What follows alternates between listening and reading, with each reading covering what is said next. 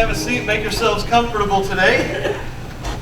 Really, that's our hope. Our hope is that you would be comfortable here at Grace Fellowship Church today, and you would hear God speak to you in some way, whether it's through the message or the songs or His people. We hope that you'll have an encounter with God today. I want to give you some updates on some things that we've been praying for recently. One of those is we've got a gentleman from our church named Dan. He's a young guy, and a buddy of his named Jason, who are in Ecuador, and they've been serving for a couple of weeks now on a mission trip there in Ecuador. I mean, they are literally out in the jungle. We got an email from Dan yesterday as he went back to one of the cities where he had access to a computer. And he sent out a very short email, said, hey, just want to let you know that we came out of the jungle, we're safe, we've been doing some great work, and look forward to coming in next Sunday and just sharing with you all some of the great things that God is doing through that ministry there. And so I look forward to next Sunday to hear what God's doing. So please continue to pray for Dan and for Jason and the work that they're doing down there in Ecuador. I also wanted to let you know that one of our very own, Sue Youngblood, she comes in and she cleans the church twice every week, and she does a lot of other things around here. She's involved in the Warm Hogs ministry and leads a study on Sunday mornings for the ladies. On Tuesday, she was in here cleaning the floors and cleaning the windows and doing that sort of thing, and she didn't really look very good. She looked like she was a little bit tired, and even acknowledged at one point that she just wasn't feeling well. And so she went home Tuesday after finishing up her work here at the church, and a little bit later that afternoon, my mom called her. They're very good friends, and my mom called. And typically my mom calls on earlier in the day. This particular day, for whatever reason, she did call till about 4 o'clock in the afternoon. And apparently when she called, I guess she forgot the reason why she called, but she ended up asking Sue, how are you feeling? And long and short of it was Sue wasn't feeling well, so they took her over to Ingalls Hospital, where we found out that Sue had 90 to 100% blockage and the major arteries that go to, I guess that would be from her heart, and she needed bypass surgery. And so immediately, the very next day, they said, you know what, we're going to get you set up and we're going to take you in and we're going to do the bypass surgery. And at least thus far, we're getting very good reports that the bypass surgery went well, that her recovery seems to be going well, and while there will be some other steps down the road to bring her back to full health, God intervened. And in fact, one of the neat things about that story, lots of neat things you'll be hearing in the weeks to come, but one of the neat things about that story was this. The doctors told Sue that her condition was such that if she had gone for a walk that day, she would have died. I mean, it was just that close. And so we're just grateful that God, found a way to get her to the hospital and for the doctors to run the tests that they needed and to do the procedure that was necessary. Also, if you were here last week, can I just tell you guys for a minute, as a dad with your kids, as a coach with the team, as a teacher with your class, and now I'm learning that as a pastor with your church, there are moments where you are just so proud of your church and so excited to say, these are my people. And last week we had a time to pray at the end of the service for a gentleman. We came right over here, a guy named Dave Benden, who's been very sick for over a year, and we got to pray for him and his family. And we said, if anybody would like to be a part of that, would you please stick around and pray? And not only was this area so crowded, but I had this vantage point as I was looking, and I opened my eyes when we were praying. I don't think there's any scripture that says you can't open your eyes when you're praying. And all the way down this row and all the way down the side of the church back to where the windows are, and these first rows of seats were literally just packed with people who stuck around to pray for David and for his family. And I was so grateful and so proud of our church for that. So he went in for surgery on Wednesday, and Wednesday afternoon, after like 5.5, 6 hours of surgery, we got a call from his wife, Vicki, and she told me it's okay to share this with you. The doctors, they went in and they didn't really know what they were going to see. They didn't know what they were treating because there was a mystery. And so they were able to repair 2 fistulas. They were able to remove his spleen and pancreas, which had died over the last number of months. They were able to figure out that he only has 4 feet of intestines. The other 21 feet are missing somehow, so they've got to determine what that means and where they went and figure all that out. But here's the best part of the story. So Dave will have an IV line that will provide nutrition to him for the rest of his life. He'll be able to eat a little bit here and there for the enjoyment of food or for social activities, but his nutrition will come from an IV line. And outside of that IV line, the doctors are saying that he and Vicky will have a normal rest of his life. And one of the things that was so neat about that is she said, Rick, we're going to have grandchildren. We're going to be grandparents. And because I'm an idiot, I was like, really? That's even better news! And she said, no, I mean one day. But yeah, really good news. And you know what? I'm just going to ask you to pray one more thing. This is not in my notes because I just found out this morning. I came in here to prepare for the sermon and got a text from a former colleague.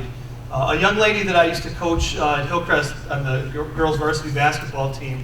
She was in 3 state championships there. She got a full ride scholarship to go play college basketball and was on a pretty solid trajectory to go play the WNBA.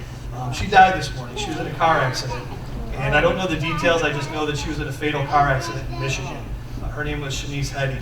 And so, you know, my heart's a little bit heavy this morning as I think back to my interactions with her and what looked like a very promising and bright future. So if you could just keep Shanice and her family in your prayers, that would be great.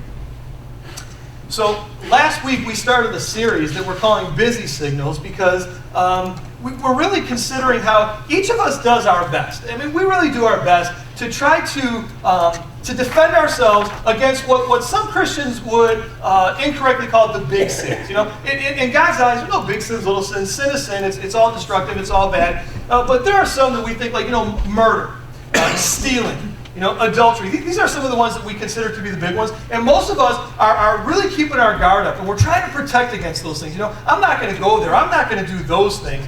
And our effort to protect against those things, sometimes we leave our weaknesses vulnerable. And we all have some weaknesses. And so while we're guarding against the big things, and some of us know what our big things are. For me, one of my big things is my temper, my anger, and the words that I'll say when I'm angry. So I've got to really guard against that. But in guarding against that, because my energy and my focus is so much on that, I leave myself vulnerable to other things. And one of the things that we talked about last week was one of those weaknesses, a place where we're vulnerable, is our busyness. That Satan uses our busyness to creep into our lives. And he has figured out that if he can get us so busy and so wrapped up in schedules and other things, that we will often neglect the things of God for the sake of our busyness. We talked a little bit about Mayberry and how back in Mayberry on the Andy Griffith Show, you know, the values were a little bit different and the pace of life was a little bit slower and they focused on different things. And you know, I don't know if any of you have had this experience like I've had. Have any of you ever gone on that desperately needed, saved up all year for, perfectly planned vacation, only to find that at the end of the vacation, you can't wait to go back to work and get some rest? Have you ever been there? I mean, you go on that vacation, you could not wait because, man, you were going to get away from everything and you were just going to let go and relax. And then the vacation became so busy that you needed to go home to get that rest. You know, I've been there. In fact, I think of this today. Now, these are not the first children for the Roses and for the Jakubics. They have other children, so they know this. But I was thinking about when we had my first child, Grant. My wife and I, we had gone down to my parents' condo in Kentucky for years and years and years for 3 or 4 day Memorial Day weekend, and we enjoyed that. We get to hang out with my mom and dad and get to go fishing and eat good food and just have some good time down there. But when we had Grant, all of a sudden that changed because our preparation for that trip was ridiculous. The first baby vacation preparation, I mean, we had to have the pack and play, we had to have the booster seat, we had to have the exerciser. We needed the bouncy seat. We had to have the fold-up stroller, the jogger stroller, the bigger than the fold-up but not so bulky as the jogger stroller. We had to have 4,200 diapers, a 55-gallon drum of lotion and sunscreen. I mean, we had to have all these things. In fact, I think I remember us looking online to see if we could get like an automatic pop-up bubble that would protect against tsunamis, you know, just in case the earthquakes hit in Kentucky. So we had all these things that we had to pack. In fact, one of the things that I really wish I had done is I wanted to bring a prop today. It was just too big and bulky. But do any of you guys have one of those missile-looking things that goes on top of your van so you can pack more stuff? Because the van's not big enough. Do any of you have that? We have one, and it's the full length of our van, and I wanted to bring that and use it as a prop today. Just I couldn't get it in; it was too big and too bulky. But it really is kind of a symptom of just how busy and how cluttered we make things. And the thing is, God never really intended for life to be that way. Never intended for life to be that way. In fact, so many of us have made our lives busy to the point where we miss an important part of what God intended for us. and that is rest. God literally intended rest for you and me. Consider the following verses, if you will. If we look at Genesis chapter 2, and if you have a Bible, you're welcome to turn there. If not, the passages will come up on the screen today. Genesis chapter 2, verses 1 to 3. Read this way. So the creation of the heavens and the earth and everything in them was completed. And on the seventh day, God had finally finished his work of creation, so he rested from all his work. And God blessed the seventh day and declared it holy because it was the day when he rested from all the work of his creation. Raises a couple of questions here. Why did God rest? I mean, whether you're a seasoned Christian or whether you're new to the faith, or maybe you're not a Christian at all, I think most of us probably have some sense of God to know that God is God. He's all-powerful. He can do all things. God doesn't need rest. He doesn't get tired. In fact, the scriptures say that he does not grow weary. So why on earth then, on the seventh day, would God rest? Well, he did that to demonstrate for you and me how important it is that we have to have rest. Intentional rest. In fact, in Isaiah chapter 40, verse 28, we see the following scripture. It says, "Have you never heard? Have you never understood? The Lord is the everlasting God, the creator of all the earth. He never grows weak or weary. And yet even he, even God himself, rested on that seventh day." He demonstrated for us what is healthy and good for our souls, and quite frankly, for our bodies.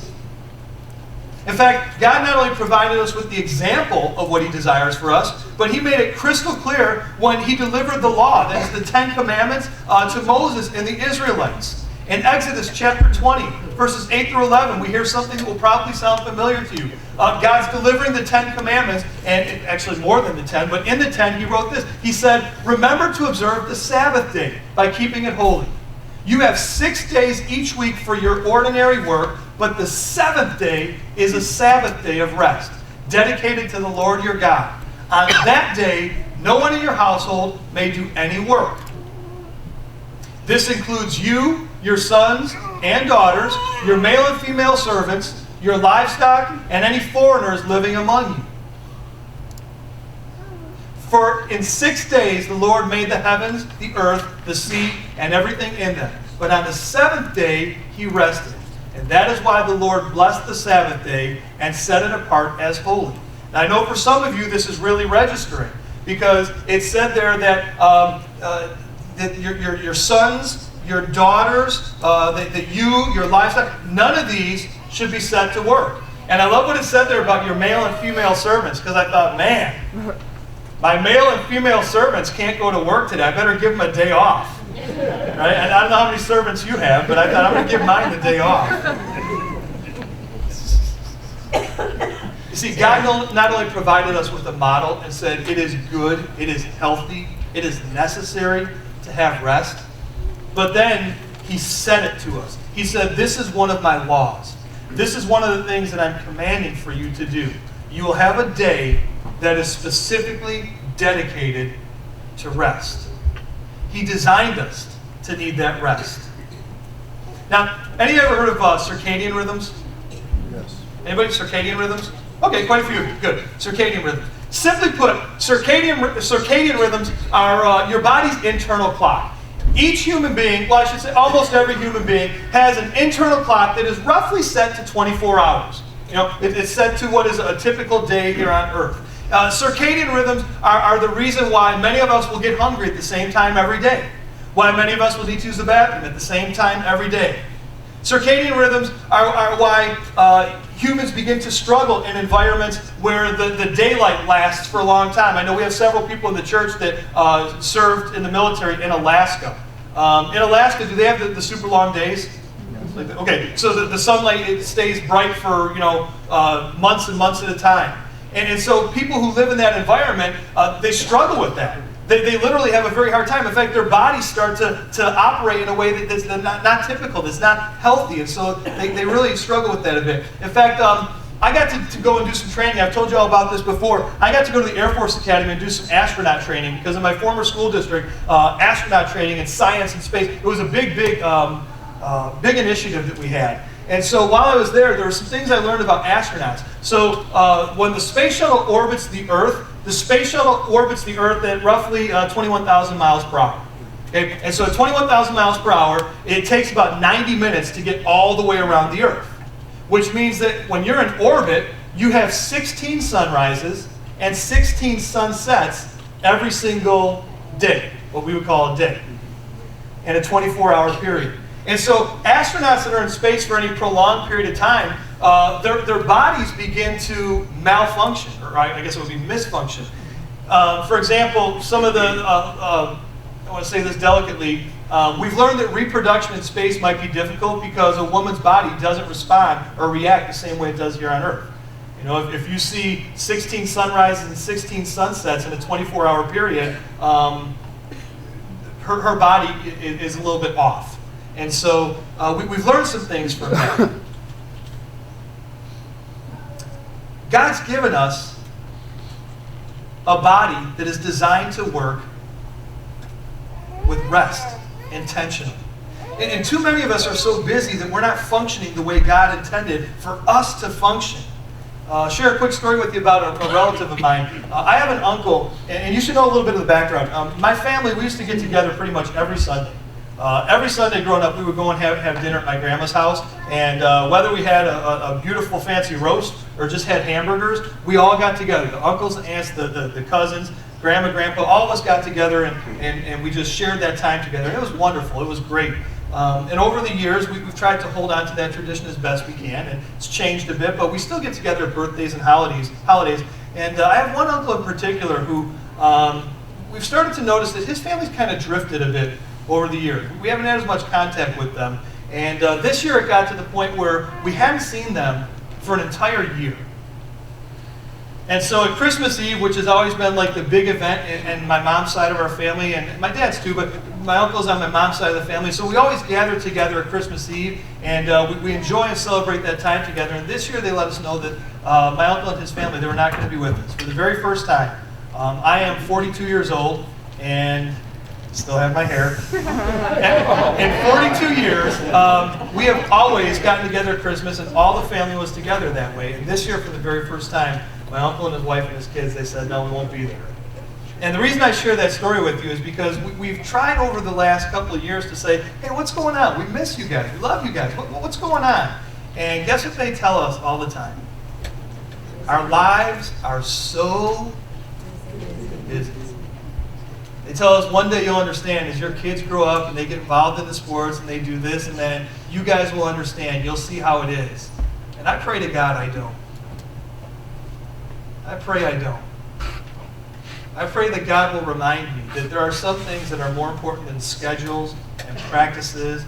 And you know what? And I guess here's a great case in point. I didn't think of this before, but think of all the practices and the time and everything that Shanice put in. And what did it amount to? I pray that I remember there are things more important than my to-do list. I said a moment ago that we've become so busy that we're not functioning the way that God intended for us to. In fact, I would say this, we've become so busy and so burdened that we're unable to function the way God designed even a husband or father. In fact, I told you last week, that's me. There are times that I go home and I just, I get myself so busy and I go home then and I'm kind of useless to my family because I go home and I don't have the energy or the patience that I ought to have. And I think that's true for a lot of us. And it's not just men, it's women too, it's all of us. It's why so many of us are short and impatient and mean to our spouses and children. It's why we lack compassion or the willingness to actually do something about injustice. It's why so many people turn to alcohol and other substances to find relief.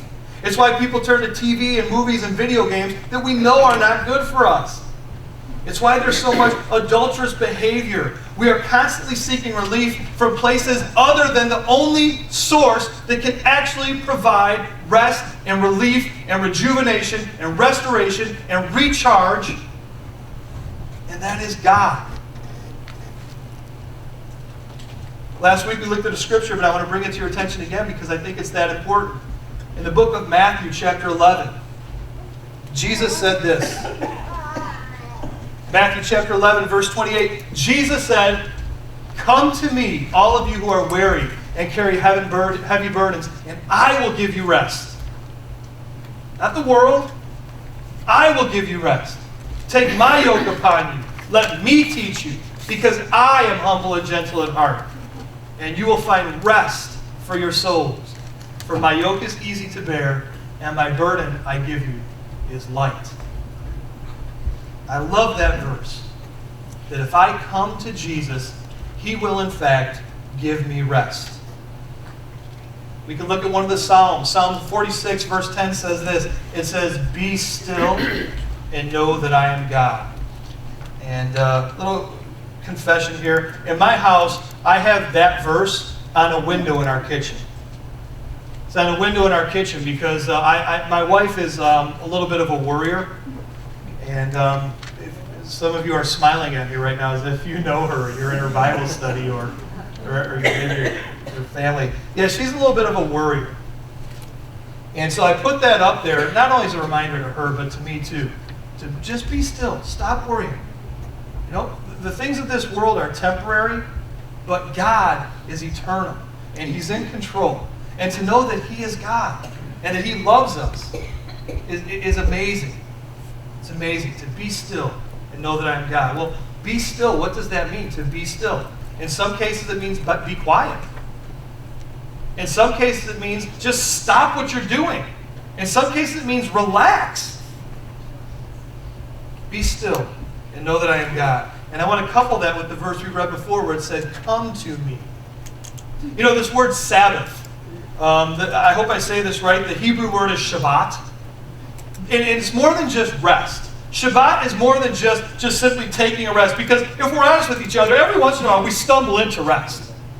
Every once in a while we get lucky and we find rest. But Shabbat, Sabbath, it's more than that. It's intentional rest. It's to say that there is a specific time that I am carving out that is set aside for God. And I will find rest when I come to Jesus. When I come to God, that is where I will find my rest. That's His promise. But I have to come to Him. And it's not accidental. And it's purposeful, because I'm not just simply setting aside time and then resting, but in that time, I'm spending some of it with God. I'm spending some of that time in prayer. I'm spending some of that time studying His Word and who He says He is. I've never been much of an outdoorsman. I don't really care for outdoors. There are people in the church who have said, "Hey, we should do a church camping trip." I keep telling him, no, we shouldn't. I got to find a scripture that says that's sinful, but I don't think there is one. But I'm just not much of an outdoors guy. I don't like heat. I don't like humidity. I don't like bugs. I certainly don't like snakes. I don't understand the concept of hiking. Why would I walk somewhere